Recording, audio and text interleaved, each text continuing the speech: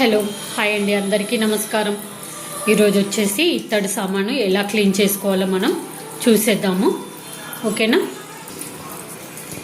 దానికోసం మనం నిమ్ముప్పు ఇంకా ముగ్గును కలుపుకోవాలండి. మిక్స్ చేసి పౌడర్ పట్టుకోవాలి.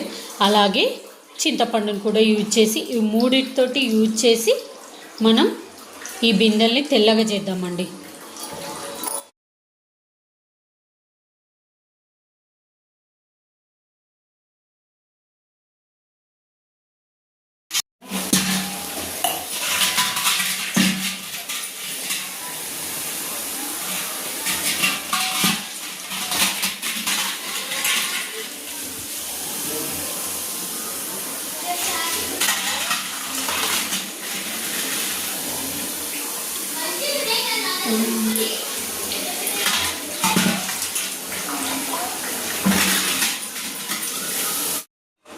దీన్ని కూడా ఇప్పుడు ఈ నిమ్మప్పు ఇంకా చింతపండుతోటి ఇలా క్లీన్ చేసుకోవాలండి.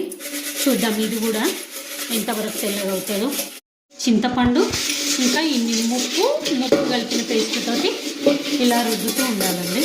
ఇట్లా మామూలుగా గట్టిగా ప్రెస్ చేసే అవసరం లేదు, ఓన్లీ ఇలా రుద్దుతూ ఉండాలి. చూడండి మీరే, లోపల కూడా అలాగే లోపల కూడా వేసుకోవాలి.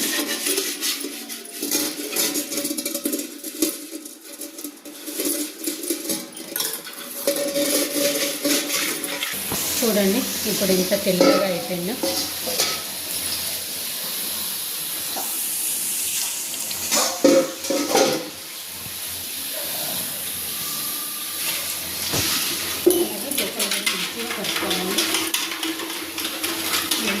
నీట్గా కలుపుకుంటే మరకలు అనేవి ఉండవు.